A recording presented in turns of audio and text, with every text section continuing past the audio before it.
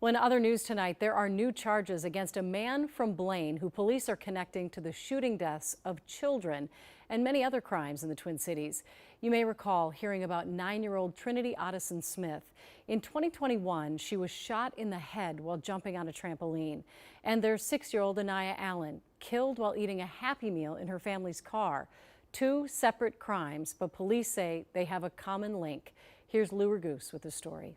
Julie, a 26-year-old man from Blaine is charged in federal court with straw firearms purchases, buying 43 guns in a 9-month period. And according to court papers, 2 of those guns were used in the shootings that killed Anaya Allen and Trinity Otteson Smith. As noted by an ATF special agent, Will Burton wrote on his Facebook profile, "I love shooting. What can I say?" And according to a criminal complaint, the 26-year-old's involvement with guns goes beyond that. Burton is accused of buying 43 guns between November 2019 and August 2020.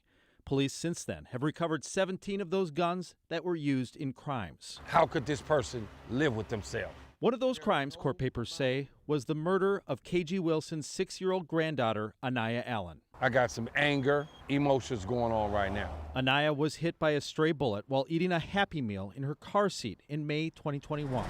2 days earlier, 9-year-old Trinity Otteson Smith was killed by a stray bullet while jumping on a trampoline at a birthday party.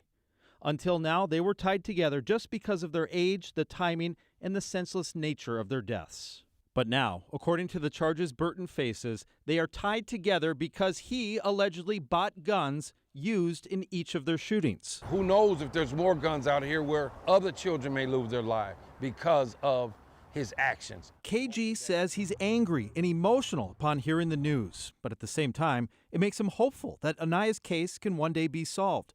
While Trinity's killer has been sent to prison, no one has been charged in Anaya's case. This is the best information that I've gotten, my family have gotten since this happened over the 4 years.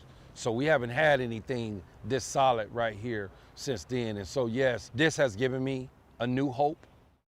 So the immediate question is, who bought the guns from Burton? Now, the court papers don't give us insight into that.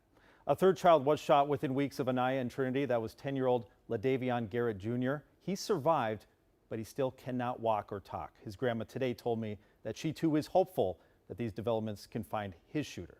Julie. I remember that period of time. It was just one after another, and the billboards that went up trying to figure out what was going on. I so feel for KG Wilson and all the family members. He's so poignant. You think you're just selling this gun. Look at what they can be used for. Yeah.